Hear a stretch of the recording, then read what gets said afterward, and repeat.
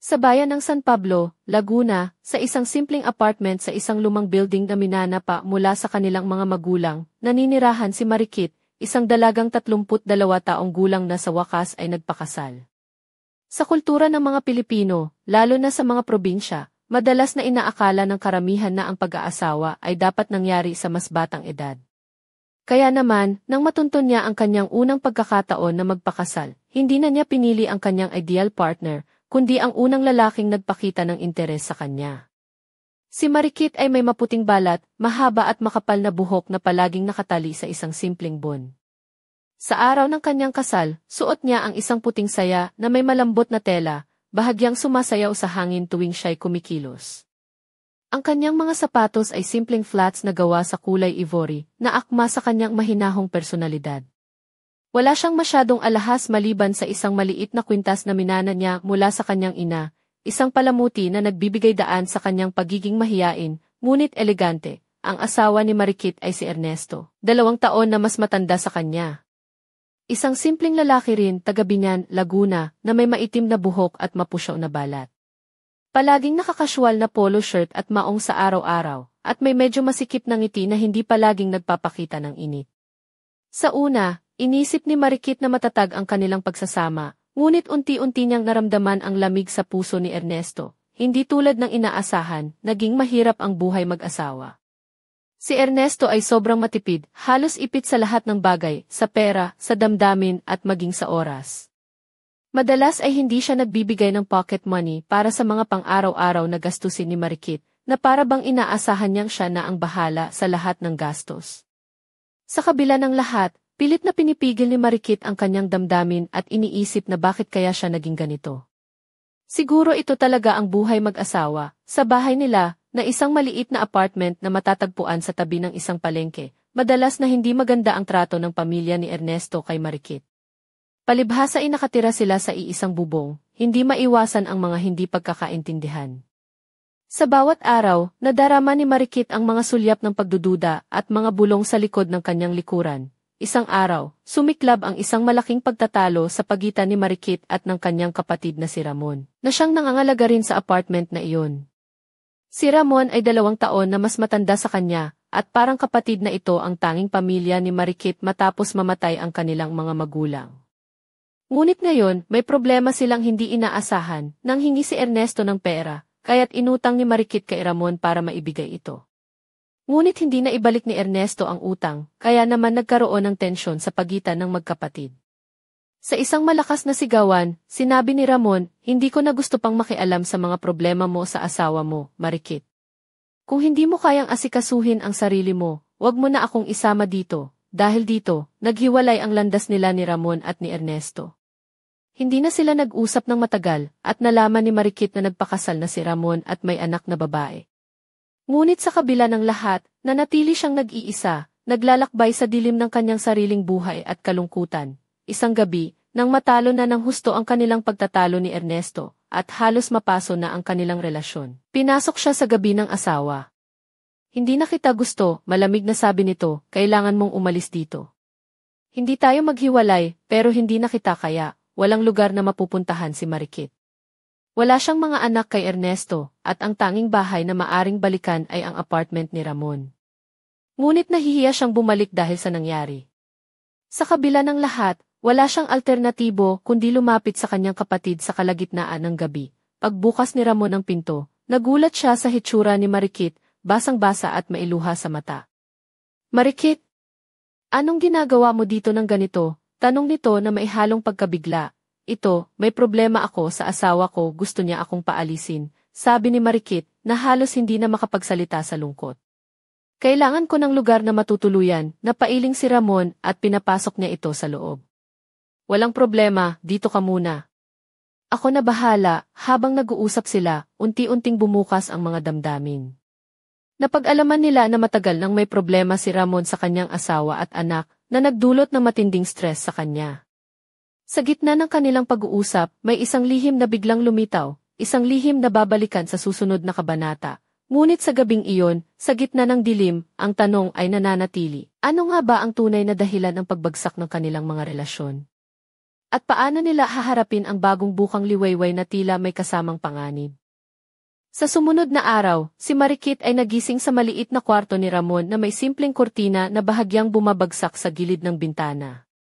Ang silid ay may lumang aparador na puno ng mga damit at mga lumang litrato ng kanilang pagkabata. Habang tinitingnan niya ito, napansin niya ang pagkakaiba ng kanilang mga buhay. Si Ramon ay may asawa at anak na babae, samantalang siya ay tila nawawala sa mundo ng kanyang sariling tahanan. Si Ramon, na nakasuot ng simpleng t-shirt at maong shorts, ay abala sa kusina. Ang amoy ng kape ay kumalat sa buong bahay, na tila nagpapahiwatig ng isang bagong simula. Hindi tulad ng dati, may kakaibang sigla sa kanyang mga mata, bagamat may bakas pa rin ang pagod at pagkabahala sa kanyang mukha. Gising ka na ba?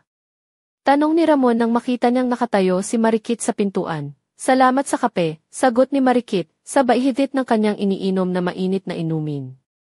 Sa bawat higop, parang unti-unting natutunaw ang lamig sa kanyang dibdib.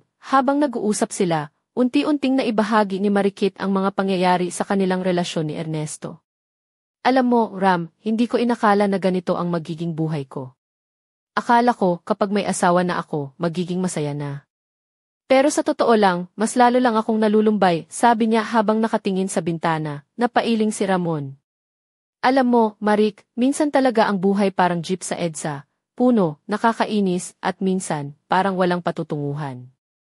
Pero hindi ibig sabihin na di na tayo makakarating sa destinasyon, napangiti si Marikit sa biro ng kanyang kuya. Kasi nga, Ram, minsan parang gusto ko na lang sumakay sa jeep nang walang bayad, tapos bumaba sa dulo ng linya. Tawa niya ng bahagya, nang matapos ang kanilang kape, may isang tawag sa cellphone ni Ramon. Nang makita niya ang numero, bahagyang nanginig ang kanyang kamay bago sinagot, "Hello." Mahina ang boses niya, "Ramon, kailangan kitang makita." May problema tayo, ang malakas at seryosong boses na bumati sa kabilang linya. Napatingin si Ramon kay Marikit, na parang may nalalaman sa likod ng tawag. "Sige, sandali lang. Aalis na ako," sagot niya. Pagkatapos ng tawag, nilingon niya si Marikit. "Pasensya na, di ko alam na may ganitong problema. Pero kailangan kong ayusin ito, kuya, ayos lang." "Basta ingat ka," sagot ni Marikit na nag-aalala sa biglang pagbabago. Lumabas si Ramon ng bahay, habang si Marikit naman ay nanatili sa loob, iniisip ang mga sinabi niya sa kapatid. Ngunit habang nakaupo siya sa lumang sopa, napansin niya ang isang maliit na sulat na nakalagay sa ilalim ng mesa. Kinuha niya ito at binasa ng tahimik, "Marikit, mahal ko, may mga bagay akong hindi pa nasasabi sa iyo. Patawarin mo ako sa mga nagawa ko. Hindi ako perpekto, pero sinisiguro kong gagawin ko ang lahat para sa ating pamilya." Ernesto, napangiti si Marikit sa liham, ngunit may halong pangamba. Bakit ngayon pa lang niya ito sinabi?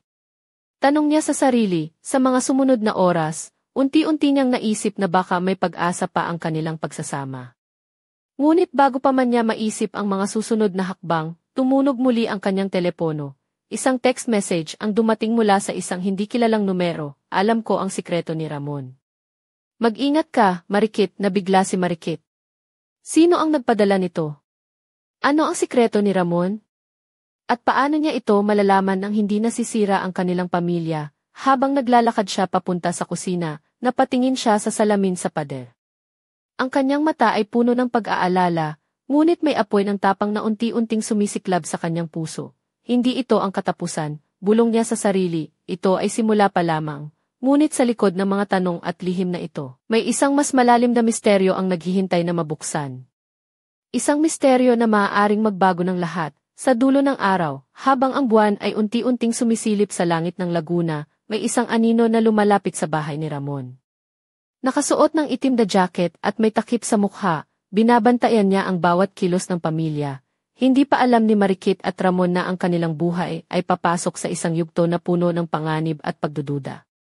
At ang susunod na kabanata ay magdadala sa kanila sa isang paglalakbay na hindi nila inasahan. At sa huling sandali ng gabi, isang malamig na hangin ang dumaan na tila nagdadala ng babala, maghanda, sapagkat ang dilim ay lalalim pa. Sa mga sumunod na araw, unti-unting bumalik sa dati ang katahimikan sa bahay ni Ramon sa San Pablo. Ngunit sa puso ni Marikit, tila isang bagyong hindi pa tuluyang humupa ang patuloy na pag-ikot. Hindi niya maiwasang magtaka sa misteryosong mensahe na natanggap niya, isang babala na tila nagbabadya ng panganib. Isang umaga, habang naglalakad si Marikit sa palengke ng bayan. Napansin niyang tila may mga matang sumusubaybay sa kanya mula sa mga anino ng mga tindahan. Nakasuot siya ng simpleng barutsaya na kulay pastel pink na may banayad na bulaklak na disenyo sa gilid. Ang kanyang buhok ay nakatali sa isang maluwag na ponytail at suot niya ang paborito niyang tsinelas na gawa sa goma, komportable pero sapat na upang magbigay ng kaakit-akit na kilos habang siya ay naglalakad, habang pumipili siya ng mga gulay. May isang matandang lalaki ang lumapit sa kanya. Ang kanyang mga mata ay punong-puno ng karunungan, ngunit may kakaibang pag-aalala sa kanyang mukha. Miss Marikit, may sasabihin ako sa'yo, mahina ngunit seryosong wika ng matanda. Hindi ligtas sa paligid ang inyong pamilya. May mga taong nagmamasid, naghahanap ng pagkakataon, napatingin si Marikit sa matanda, naguguluhan ngunit interesado. Sino po kayo at ano po ang alam ninyo? Isang kaibigan ng iyong kapatid, sagot nito. May lihim siyang dinadala na maaaring makasira sa inyo. Mag-ingat ka, anak, hindi makapaniwala si Marikit sa mga salitang iyon. Paano niya malalaman kung ano ang sikreto ni Ramon? Ano ang maaring mangyari sa kanilang pamilya? Pag-uwi niya sa bahay, sinalubong siya ni Ramon na may dalang mga papeles. Marikit, may problema ako sa trabaho. May mga taong gustong kunin ang lupa ng pamilya natin, sabi nito habang inilalapag ang mga dokumento sa mesa. Lupa. Kailan? Bakit? Tanong ni Marikit na halatang nababahala, may mga taong hindi maganda ang intensyon. Gusto nilang ipagbili ang lupa kahit ayaw natin, paliwanag ni Ramon. Pero hindi lang yan ang problema, may iba pa. Habang nag-uusap sila, napagtanto ni Marikit na mas malaki ang problema kaysa sa kanilang inaasahan. Hindi lamang pera ang nakataya, kundi pati ang kanilang pamilya. Sa gabi, habang nakaupo sila sa sala, biglang tumunog ang pinto. Nang buksan ni Ramon, isang babae ang nakatayo sa labas, si Luningning, ang dating kasintahan ni Ramon na matagal nang lumayo sa kanilang buhay. Nakabalik na ako, Ramon, mahinang sabi ni Luningning, na may halong lungkot at determinasyon sa kanyang mga mata. May mga bagay akong kailangang ipaliwanag, mga bagay na makakatulong sa inyo. Nagulat si Marikit sa presensya ng babae, at si Ramon naman ay nagulat sa pagsulpot nito. Ang tensyon sa kwarto ay unti-unting tumindi habang nagsisimula ang isang bagong yugto ng kanilang buhay. Habang nag-uusap ang tatlo, lumalabas ang mga lihim na matagal nang itinago, mga kasinungalingan, pagtataksil, at mga pangakong nabigo. Ngunit sa kabila nito, may isang bagay na malinaw, ang kanilang mga problema ay lalong lumalalim. Sa likod ng mga pangyayari, may isang hindi nakikitang puwersa na gumagalaw. Isang puwersa na tila gustong sirain ang lahat ng mahalaga sa kanila. Sa huling sandali ng gabi, habang naglalakad si Marikit papasok ng kanyang kwarto, napansin niya ang isang maliit na kahon na may nakasulat na pangalan niya sa ibabaw. Nang buksan niya ito, nakita niya ang isang lumang litrato ng kanilang pamilya at isang sulat na nagbabanta ng isang lihim na hindi pa handang malaman. Ang kwento ay hindi pa tapos, bulong niya sa sarili, at sa likod ng pinto. Isang anino ang nagmamasid, naghihintay ng tamang pagkakataon upang kumilos. Ang susunod na kabanata ay maglalantad ng mas madidilim na sikreto at mga pagsubok na susubok sa tibay ng kanilang pamilya. Sa mga sumunod na araw, unti-unting bumalik sa dati ang katahimikan sa bahay ni Ramon sa San Pablo. Ngunit sa puso ni Marikit, tila isang bagyong hindi pa tuluyang humupa ang patuloy na pag-ikot. Hindi niya maiwasang magtaka sa misteryosong mensahe na natanggap niya, isang babala na tila nagbabadya ng panganib. Isang umaga, habang naglalakad si Marikit sa palengke ng bayan, napansin niyang tila may mga matang sumusubaybay sa kanya mula sa mga anino ng mga tindahan. Nakasuot siya ng simpleng barutsaya na kulay pastel pink na may banayad na bulaklak na disenyo sa gilid. Ang kanyang buhok ay nakatali sa isang maluwag na ponytail at suot niya ang paborito niyang tsinelas na gawa sa goma, komportable pero sapat na upang magbigay ng kaakit-akit na kilos habang siya ay naglalakad. Habang pumipili siya ng mga gulay, may isang matandang lalaki ang lumapit sa kanya. Ang kanyang mga mata ay punong-puno ng karunungan, ngunit may kakaibang pag-aalala sa kanyang mukha.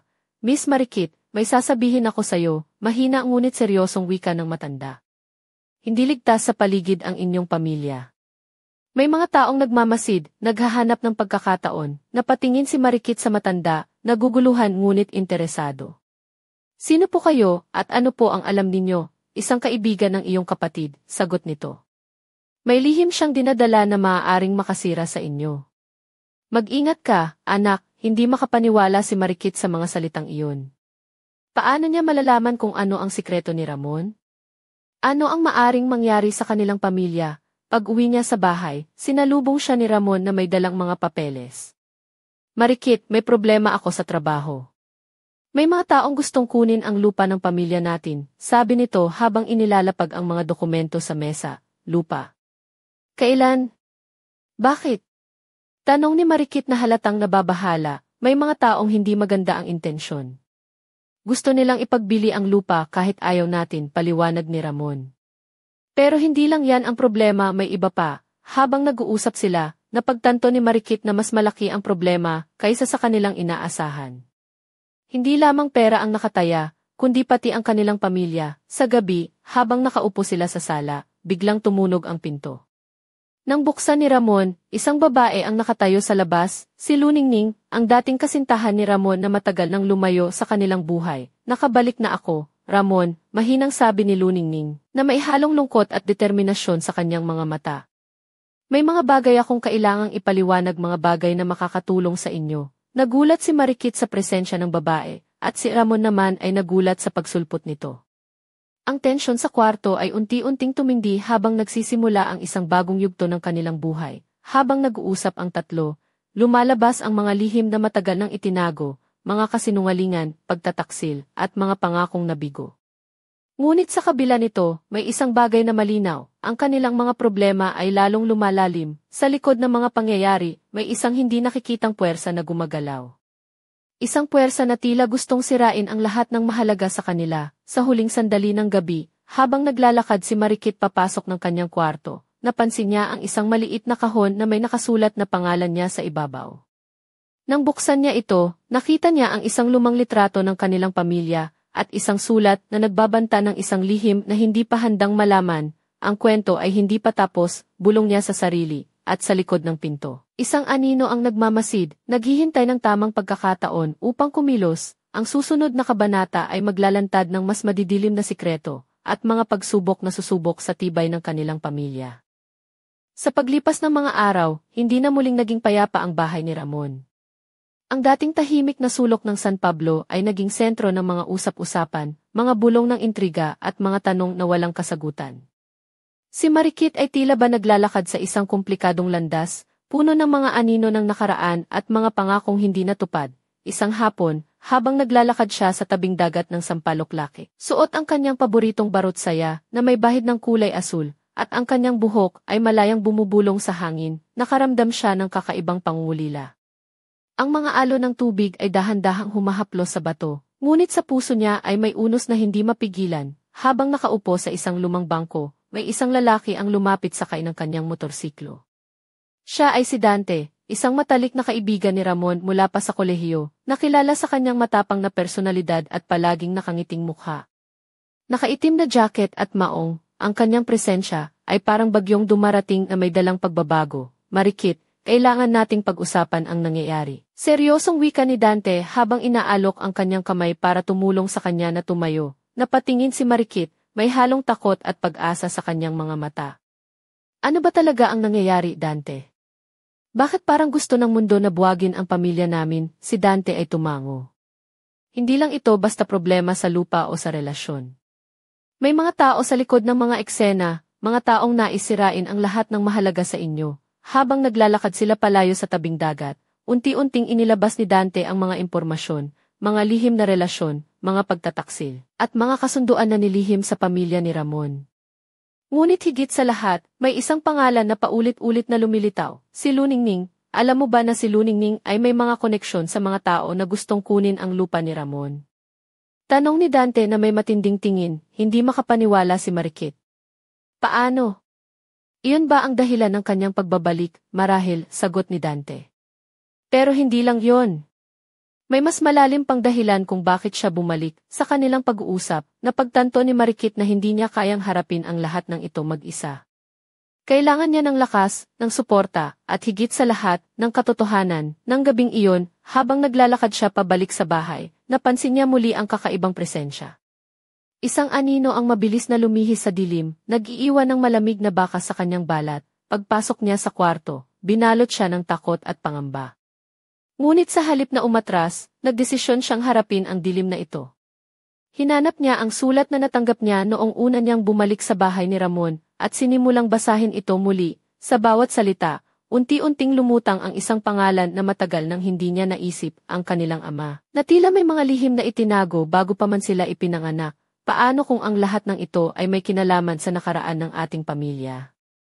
Tanong niya sa sarili, at sa gitna ng kanyang pag-iisip, isang matalim na tunog ang bumangon mula sa labas ng bintana, parang isang paalala na hindi pa tapos ang laban. Sa isang iglap, ang mundo ni Marikit ay nagbago. Ang kanyang mga mata ay nagningning ng determinasyon, handang harapin ang anumang panganib para sa kanyang pamilya. Ngunit sa kabila ng kanyang tapang, may isang tanong na nananatili. Sino ba talaga ang nagtutulak sa madilim na puwersa laban sa kanila? At hanggang kailan kaya sila makakaligtas sa anino ng nakaraan? Ang sagot ay nakatago pa sa dilim, naghihintay na mabunyag sa susunod na kabanata ng kanilang kwento.